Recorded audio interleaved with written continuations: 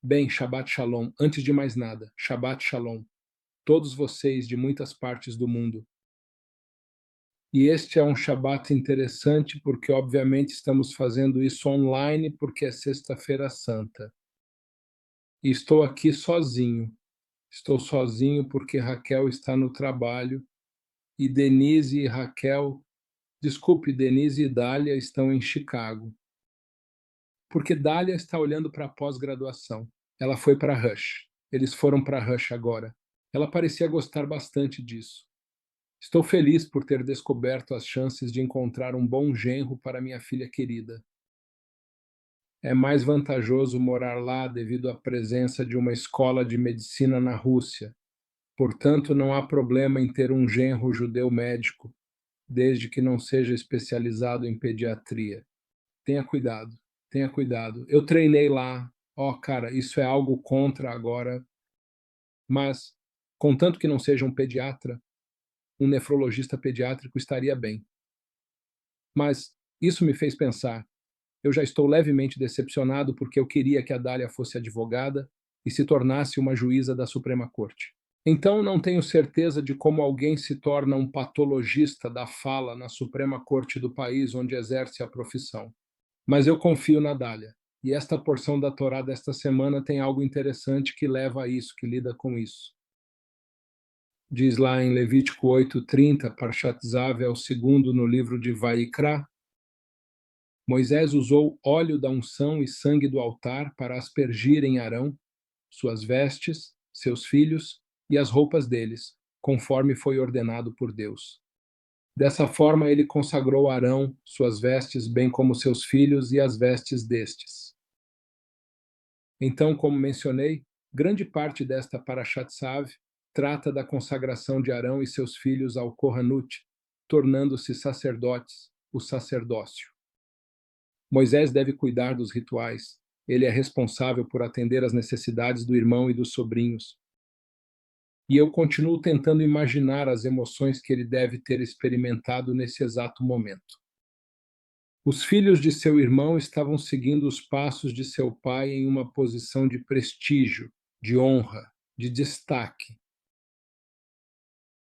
Enquanto isso, Moisés tem 2 filhos. Muito poucas pessoas sequer sabem como eles são chamados. Eles se chamam Gershom e Eliezer. Eles desaparecem completamente da história. Eles não seguiriam os passos de Moisés nem assumiriam qualquer tipo de liderança ou qualquer outro papel importante na comunidade judaica. Seria natural para Moisés sentir uma sensação, eu presumiria, de profunda decepção em relação aos seus próprios filhos, mesmo enquanto ele estava consagrando seus sobrinhos. Ele foi gracioso em não mencionar seus sentimentos. A Torá não menciona isso.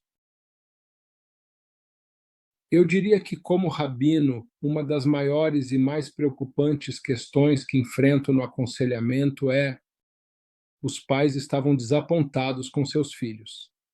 Os pais podem ficar infelizes com o cônjuge que seu filho escolheu para se casar, às vezes da mesma religião ou de uma religião diferente, ou eles podem lamentar que seu filho não tenha se casado. Ou eles podem se sentir irritados ou chateados porque seu filho é gay ou lésbica.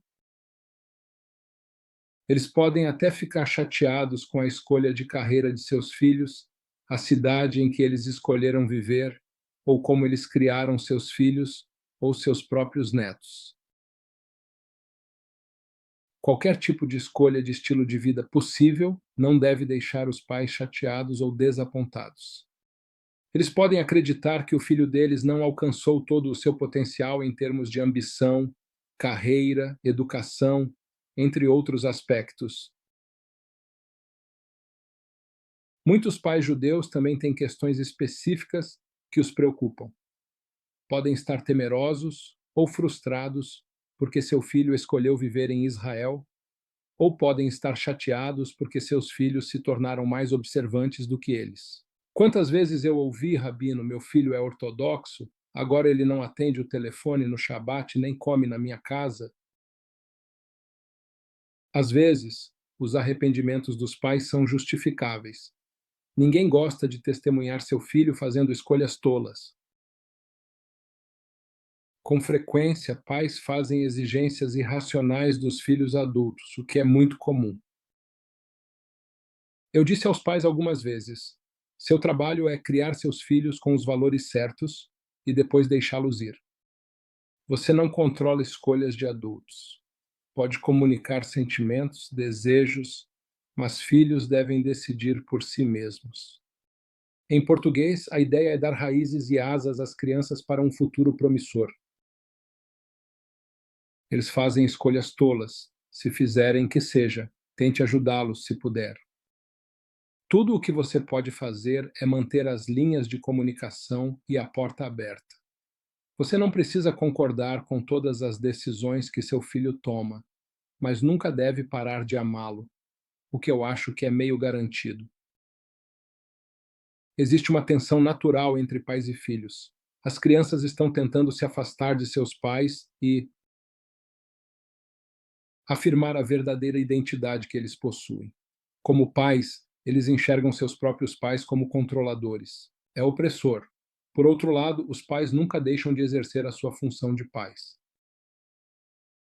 Você sabe, nesta casa, os dois filhos que são humanos, você sabe, Raquel e Dália, me diga, quando você vai parar de me dizer o que fazer? A resposta é sempre nunca. A outra criança, José, o Chihuahua, está sempre sorridente e feliz. Registramos, tenho 56 anos, minha mãe ainda me diz o que fazer. Então, você sabe, existe uma leitura especial que está acontecendo agora e que merece a sua atenção. Profeta especial que normalmente estaríamos lendo. Se este não fosse um ano bissexto judaico, estaríamos muito próximos da Páscoa, uma data tradicionalmente celebrada com grande importância na fé cristã. Durante o Shabat, antes da Páscoa, é costume ler um dos profetas menores, o livro de Malaquias. Malaquias 324 fala sobre a reconciliação entre pais e filhos na era messiânica, quando o Messias vier. É interessante notar que metade da Torá é baseada nas palavras de Malaquias. Portanto, quando o Messias chegar, haverá uma compreensão mútua entre pais e filhos, finalmente. Até agora, todos nós devemos sentir a mesma tensão entre as gerações que Moisés provavelmente sentiu. Shabbat Shalom. Perguntas, reclamações, observações? Alguém?